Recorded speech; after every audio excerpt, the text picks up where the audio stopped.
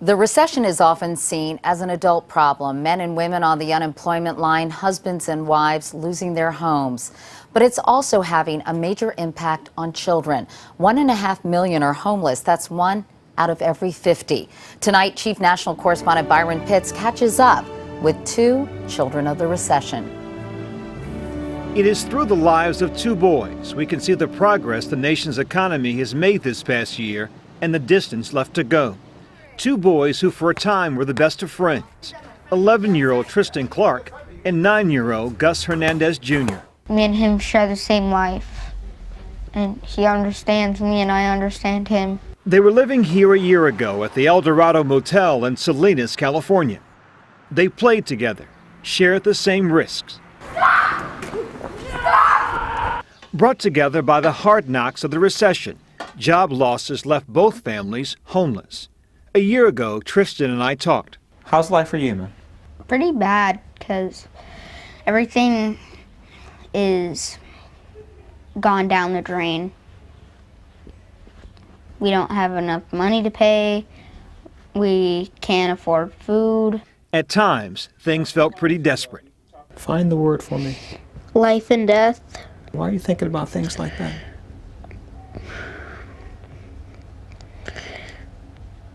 Because I gave up. Last year was hell on earth. What a difference a year makes. I just didn't think God had a plan for us then. And now I do. He does because his mother, Rhonda, finally found a job as a salesperson after a long year of looking in a depressed area with high unemployment. I'm happy because I have a new life. His spirits and his grades have soared too. Although he's repeating the 5th grade, this year he's done so well, he'll be attending the Junior National Young Leaders Conference in D.C. And it gets better. No longer does he sleep on that air mattress at the motel. Now his walk home from school ends at the doorstep of their own studio apartment. I've learned to keep myself hoping and to keep dreaming. Across town, Gus Hernandez Jr. is still at the motel with his family. Hopefully, he's going to take this as a learning experience. It is a hard lesson now facing even more children here in Salinas. According to the latest statistics, the number of homeless children seeking help in Salinas, California, jumped from 308 last year to 425 so far this year. One reason? While the national unemployment rate has stayed level at nearly 10%, unemployment rose in Salinas from 14.8% last year to 16.8% this year. Gus's father, Gus Sr., is still working at the motel and picked up a side job as a handyman. This allows me to come up with extra cash. The toll on the family has been immeasurable. Last year, Gus Jr. had frequent outbursts, was doing poorly in school. This year, his grades have improved, but being a child and homeless is still painfully difficult. As Gus told me last year, friends at the motel are hard to keep. So what do you say when they move away? Do they say goodbye? No. They just leave? Yeah. They never stay long. Do you remember Tristan? No. You don't remember Tristan? He was a boy who lived here who you played with last year? Mm-hmm. You guys were buddies last year? Mm-hmm. But friends come and go here, I guess? Mm-hmm. How was that for you? I think it's harder to find new friends. Because you make a friend, they move away. Here you go. That's why I carry these with me. My handkerchief. I asked him about losing friends, how people move away, and that seemed to make him sad. Yeah. Yeah, it's. I think mentally, overall, he's adjusted to move forward. But the fact is, we're here. And so are more than 20 other families. Since our report a year ago, the city of Salinas and community volunteers have joined forces, mentoring Gus and over 24 other homeless children in the motel's new community room. It's a hopeful sign. Who's going to give me huggies and kisses? Tonight, 9-year-old Gus Hernandez Jr. will go to sleep at the motel again, hopeful that more change will come. For now, he and his family have little else. Lights are off. Good night. Byron Pitts, CBS News, Salinas, California.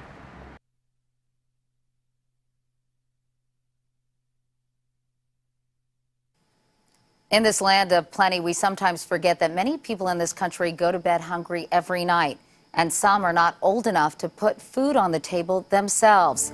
Tonight, Seth Doan checks back on some of these children of the recession. These raw, revealing photographs of hungry kids were supposed to shock and stir action. Legislation moves slowly. But 1 year later, this may be the biggest change. So this is the main slide welcoming you to the exhibit, but you've had to change the numbers. Right, because it's getting worse.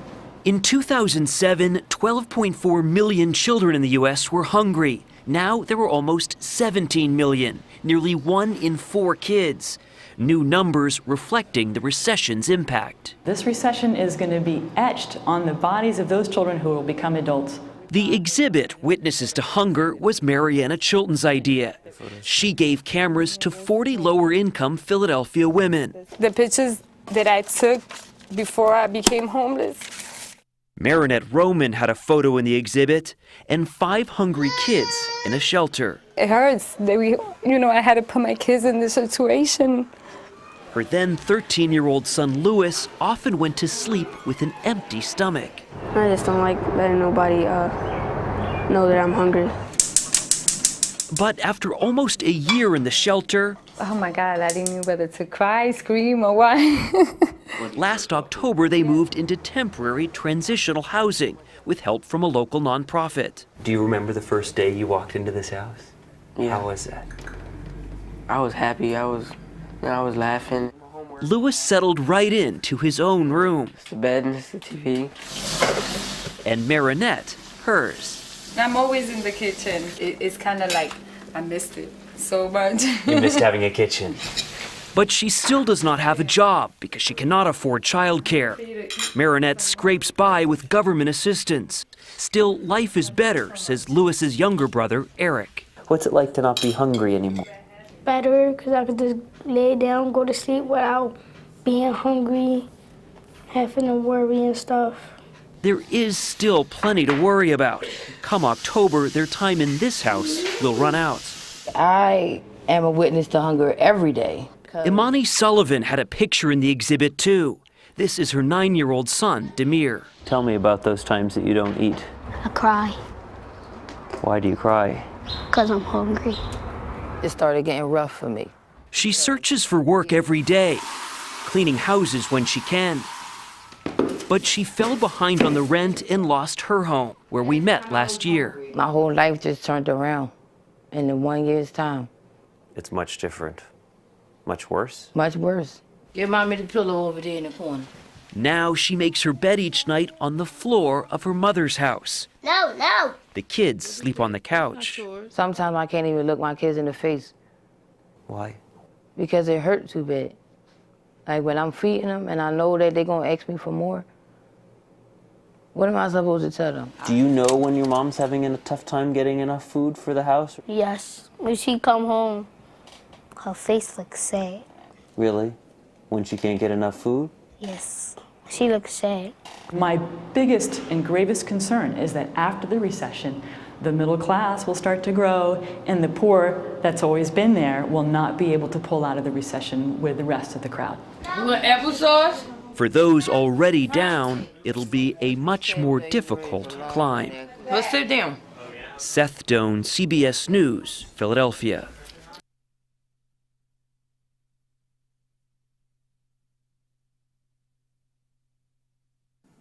Finally tonight, there's relatively good news for the more than 1.5 million members of the college class of 2010.